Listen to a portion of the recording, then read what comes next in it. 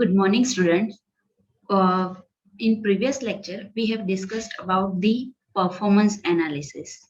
Today, we will discuss about the two types of the performance analysis or criteria of the performance analysis, which is the space complexity and the time complexity. So, first of all, what is performance analysis? We have already discussed about it.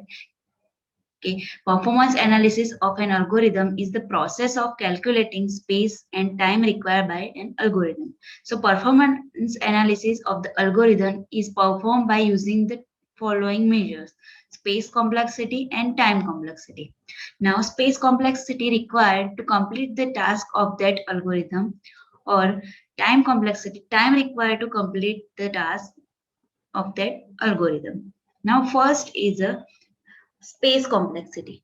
First, total amount of computer memory required by an algorithm to complete its execution is called as a space complexity of the algorithm. So when we design algorithm to solve a problem, it needs some computer memory to complete its execution. For any algorithm, memory is required for the following purposes.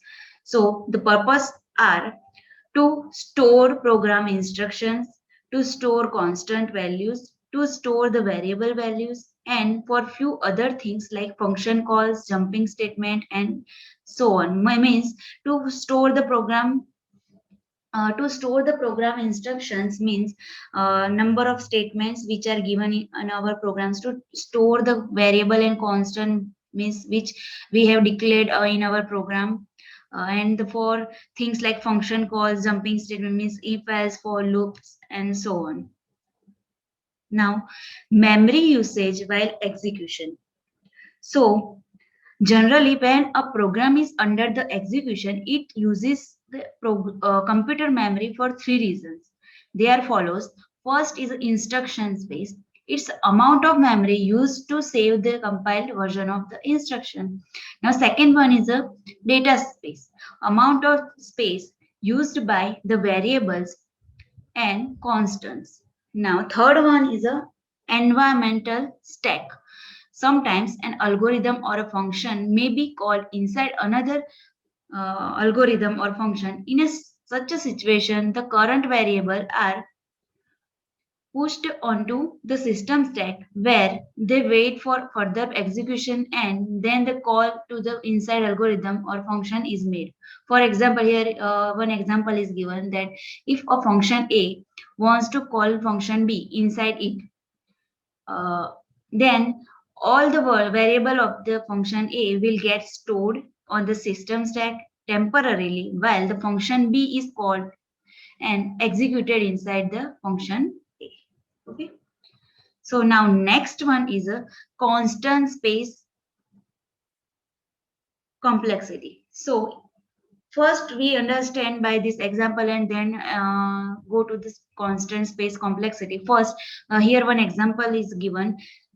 In one function is defined here integer square function and pass the value of a, pass the parameter a, and its data type is integer, and it returns the a cross a value. Now to find the constant space complexity of this program, so in above a piece of the code, it requires 2 byte of memory store variable a because it is an integer type, and we have already know, okay, so integer occupy the 2 byte of value. Now another 2 bytes of the memory is used to return the value. So that means totally it requires a 4 byte of memory to complete its execution, and this 4 bytes of memory is fixed for any input or value of A. This space complexity is said to be constant space complexity. So we can define the constant space complexity. So if any algorithm requires a fixed amount of space for all input values, that space complexity is said to be constant space complexity. Now, next one is a linear space complexity. So, first we take an example integer sum function is called here. One array A is passing as a parameter, and one integer value, integer n is passed here. Integer sum equals to 0 and I. And one for loop is given, I equals to 0, I less than n, I plus plus, and sum equals to sum plus a of I return, and it returns the sum. So in the above this given example, first we require n cross 2 bytes of memory to store array variable. So for storing the array variable, we need n cross 2 bytes. So 2 bytes for integer parameter n, and by 4 bytes of memory for local integer value or variable sum, and I 2 bytes for each, and 2 bytes for memory for return the value. Okay, so totally it requires 2n plus 8 bytes of memory to complete its execution. Here the total amount of memory required depends on the variable of n. As n value increase, the space required also increase the proportionally. This type of space complexity is said to be linear space complexity. So here we already discussed. So formal definition of the space complexity, linear space complexity, is if the amount of space required by an algorithm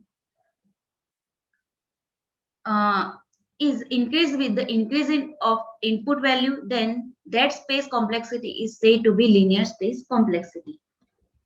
Okay.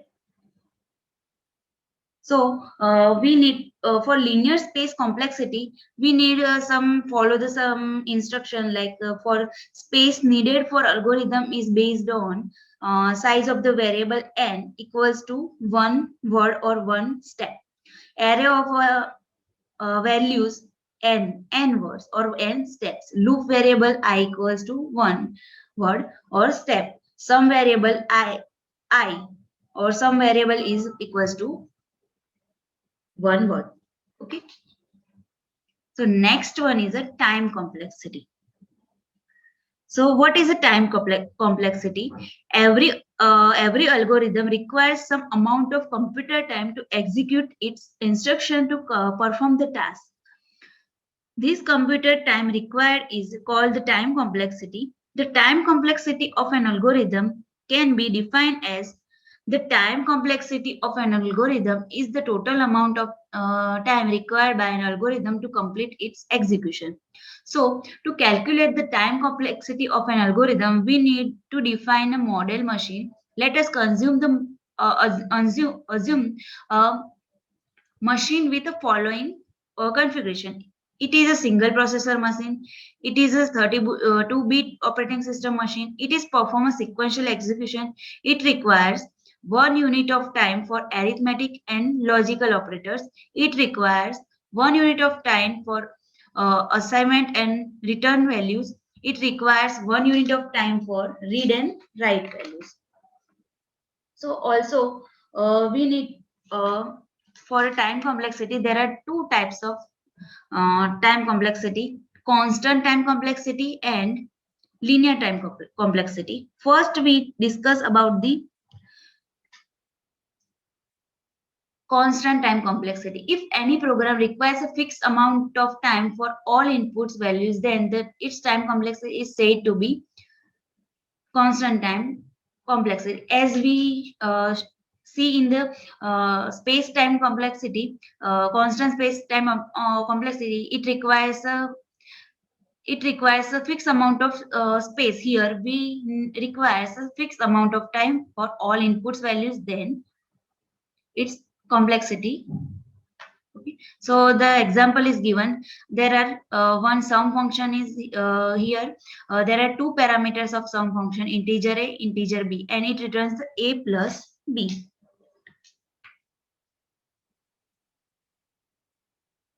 So for that, In the given sample code, it requires 1 unit of time to calculate a plus b, 1 unit of time to return the value. That means totally it takes 2 unit of time to complete its execution, and it does not change the based on the input values of a and b. That means for all input values it requires the same amount of time, 2 units. So if any program requires a fixed amount of time for all input values, then its time complexity is said to be constant time complexity. Okay. Next one is a linear time complexity. So if the amount of time required by an algorithm is increased with the increase of input values, then that time complexity is said to be the linear time complexity. Previously, this example we have given for space a linear space complexity. We take the same example for linear time complexity. So first, this is the solution of the example. So first, in this solution, we take two fields, cost and repetition. So cost means it is the amount of computer time required for a single operation in each line, and repetition means it is amount of computer time required by each operation for all its repetitions, and total is the amount of computer time required by each operation to execute. Okay. So for above example, for a variables, it cost is a 1. For loop, it cost is a for I equals to 0, it is 1. I less than n, it is 1. And for I plus, it is a 1. Now for sum equals to sum plus a of I, means for sum it is value 1 and for a of I it is 1. So total assignment value is a 2 and it returns the sum. So it value or its cost is a 1. Now repetition. For repetition it is executed at once. So its repetition value is a 1.